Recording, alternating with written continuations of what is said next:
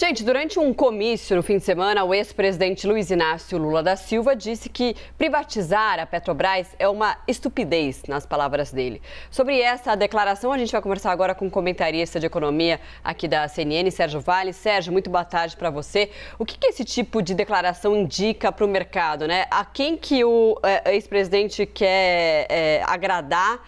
E a gente sabe também, por outro lado, que a privatização da Petrobras é uma discussão muito complexa e difícil, de fato, de acontecer. Boa tarde, Marcelo, Evandro, prazer estar aqui conversando com vocês. Olha, essa questão da Petrobras, da privatização dessa empresa, já está se arrastando há tanto tempo e era esperado que a gente ia voltar a ver essa discussão acontecer agora no calor das eleições. O problema é, muito provavelmente, por conta da dificuldade em privatizar uma empresa tão grande, tão importante, com dificuldades também dentro do Congresso, e especialmente se o Lula ganhar, de fato, eu tenho muita dificuldade de ver o PT conseguindo avançar com esse tipo de privatização. Eu acho que esse assunto vai estar morto nos próximos 4 anos. É desejo do mercado, eu, particularmente como economista, gostaria de ver essa empresa caminhando para ser privatizada. Não faz sentido hoje você ter petróleo sendo produzido pelo Estado. Quando a gente olha no futuro todas as questões climáticas, energéticas, renováveis que a gente precisa discutir, a gente está produzindo um produto que, de certa forma, está se tornando cada vez mais velho. Então, na verdade, a gente até perdeu o tempo de vender essa empresa lá atrás, quando a gente conseguiria vender até com valor maior. Então, assim, eu acho que essa discussão está envelhecida, mas infelizmente volta à tona em época de eleição e infelizmente volta nesse sentido, né? Nessa ideia de não vender uma empresa que já passou da hora de ser colocada a mercado. Agora, Sérgio, durante esse discurso, o candidato Lula foi questionado sobre rever privatizações e evitou entrar nesse assunto neste momento, dizendo que primeiro precisaria assumir, caso seja eleito, para saber o que foi feito. Como é que seria um processo de se voltar atrás em uma privatização? De que forma que isso bateria, né, para a sociedade? Eu acho que rever privatizações não vai acontecer, Evandro. Eu acho que esse cenário é muito improvável, né? O que vai acontecer, muito provavelmente, é não ter mais nenhuma privatização e as concessões para o mercado, né, que eventualmente rodovias, ferrovias, outros aeroportos, isso também eu acho que vai ficar em stand-by, vai ficar paralisado durante algum tempo.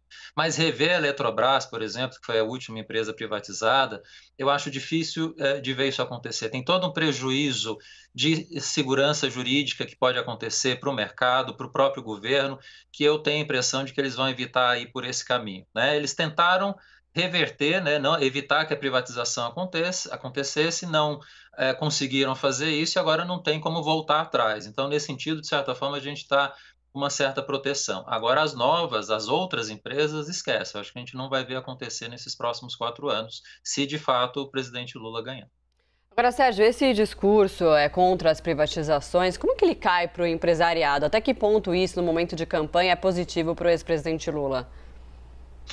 Olha, para a classe média alta, mas especialmente para os empresários, né, a gente pensar num processo continuado de privatizações é interessante, né? As privatizações têm funcionado ao longo dos últimos anos, desde que esse processo começou nos anos 90, só a gente pensar, por exemplo, na telefonia, imagina se a telefonia hoje fosse estatal, né? A gente vendeu esse setor há 30 anos atrás, as empresas que eram estatais naquela época, e hoje a gente tem um sistema de telefonia que não é perfeito, mas se fosse estatal a gente estaria numa situação muito mais complicada.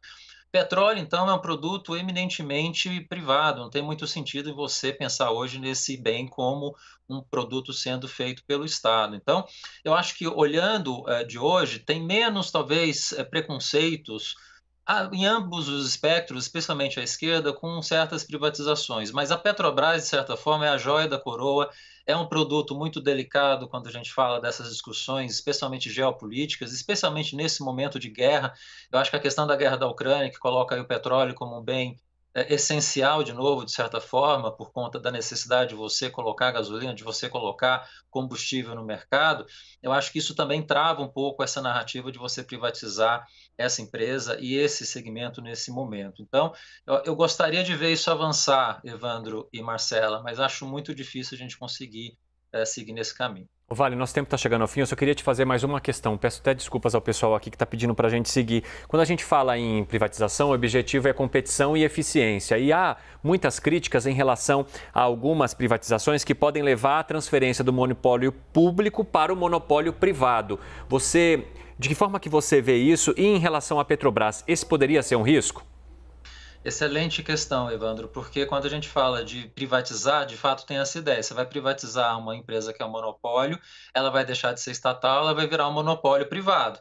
Não faz sentido, né? Porque a gente precisa também proteger o consumidor. Então, o interessante é que você privatiza, mas que você tenha agências regulatórias que sejam fortes, que sejam eficientes.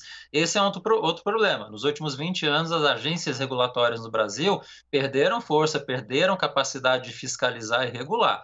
Então, você precisa ter as duas coisas andando em conjunto. Privatiza e tem uma agência regulatória eficiente. Senão, é o que você falou, sai de um monopólio estatal para um monopólio privado. Perfeito. A gente conversou com o Sérgio Vale, comentarista de economia aqui da CNN Brasil. Sérgio, muito obrigada. Até uma próxima. Obrigado, Marcelo e Evandro. Até a próxima. Um abraço.